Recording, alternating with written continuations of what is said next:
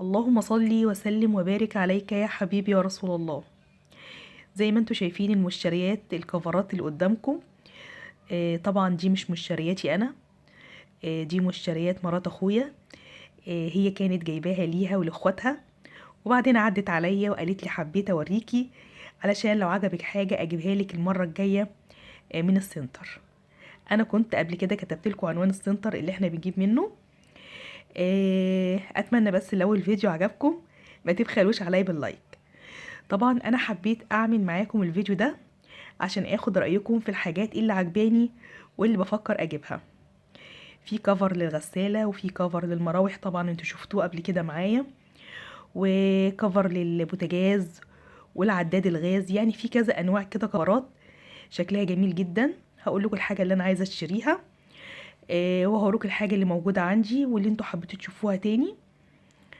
اول حاجه دوت الكفر بتاع عداد الغاز، شكله جميل عليه كيتي كده من بره وهو لونه بني كارو. هي جايبه منه 2 اهو.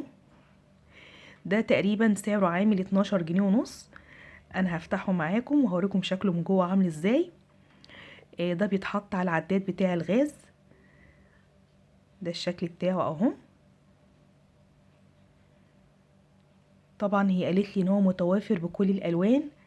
شوفي بقى لو انتي مثلا حاطه العداد بتاعك جوه المطبخ، هتختاريه على حسب السيراميك بتاع المطبخ، او لون الدهان بتاع الصاله لو هو موجود في الصاله مثلا، على حسب هو موجود فين العداد بتاعك. وده نفس اللون، بس الكيتي هنا اورنج وهنا احمر، يعني اختلاف بسيط مش كبير ولا حاجه. ده الكفر بتاع عداد الغاز، وده الكفر بتاع التكييف. انتوا شفتوه معايا قبل كده وانا حطاه في غرفه الاطفال وغرفه النوم. ده لون كده اول مره اشوفه من الحاجات اللي هي جابتها قبل كده. كانت جايبه الاحمر وكانت جايبه الروز، اول مره اشوف البني منه. شكله جميل برضو وشيك حلو. في فلونكة في النص كده، فلونكة جميلة قوي شكلها حلو. و... ومن تحت كده في زي شيفون كده بني، شكله جميل ولذيذ برضو. ده كان عامل 22 جنيه. اللون ده برضو جميل، انا ما شفتهوش قبل كده، اول مرة اشوفه. وبأستك كده من ورا عشان يدخل في التكييف ويبقى محكم عليه. وايه تاني، في برضو الوان تانية منه. فيه الاحمر ده اللي انا جايباه لغرفة النوم. شكله جميل جدا وظريف. وده بقى اللون الروز بتاع اوضه الاطفال عندي. الناس اللي شافت طبعا جولة في شقتي والروتين اكيد بيبان عندي وبيبان الشكل بتاعه. دي الدرجات اللي انا جبتها. ودي بقى الكفرات بتاعه البوتاجاز، في اللي هو البني الكارو وفيه الاحمر، في كل الوان منه جميل برضه. انا جايبه منه الدرجه اللي هو على اسود، يعني تقريبا هي الدرجه اللي قدامي دي. ده كان عامل تقريبا 35 جنيه. وده الاحمر الكارو، برضه ظريف وجميل وبيدي شكل حلو للبوتاجاز اهو. وعليه كده كاسين من ورا. هي جايبه منه درجات كتير، وادي الدرجه الثالثه منه. انا ان شاء الله هحط لكم برضو عنوان السنتر لو حابين تروحوا وتشوفوا الحاجه اللي موجوده فيه اهو. اشكال جميله وحاجات جميله جدا، وبتحمي طبعا التكييف بتاعك او العداد بتاعك، اي حاجه، حتى المراوح كمان. انا جايبه لها كفرات جميله جدا. طب ايه بقى الحاجه اللي انا عايزه اوريها لكم واخد رايكم فيها؟ كتير جدا من الناس انتقدوا عندي الفرش بتاع الغساله، قالوا لي ان هو شكله بلدي ومش شيك. فانا قلت لكم ان والدتي ربنا يديها الصحه هي اللي مديهوني وهي اللي عاملهولي عند خياطه، فعشان كده انا محتفظه بيه.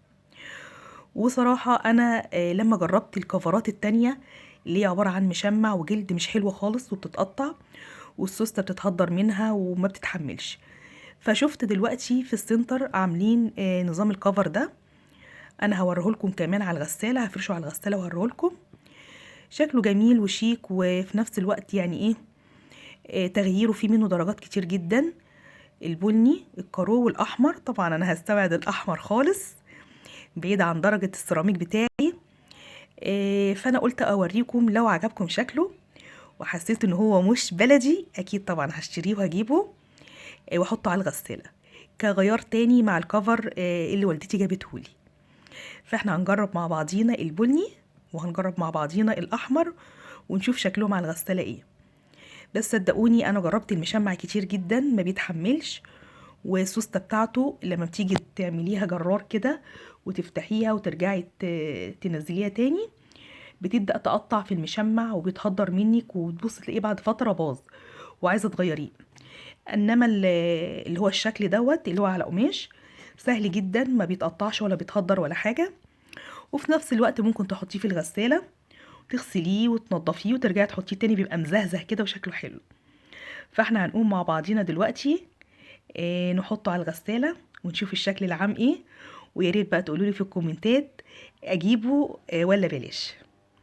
يلا بينا نقوم نشوف الشكل بعد ما نفرشه.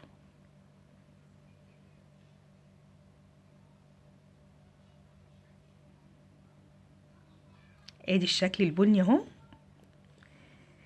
من تحت كده شيفون وفي النص كده فيه زي حتة فرنشة وفلونكة كده بالعرض بتاع الغسالة اهو، والقماش بقى من فوق كده اللي هو اللي عليه الورد وكارو ده ورد اهو عامل كافيه في الدرجة التانية دي، مش عارفة اسمها ايه الدرجة دي، بس يعني نقدر نقول كده عاملة زي اللون الطوبي او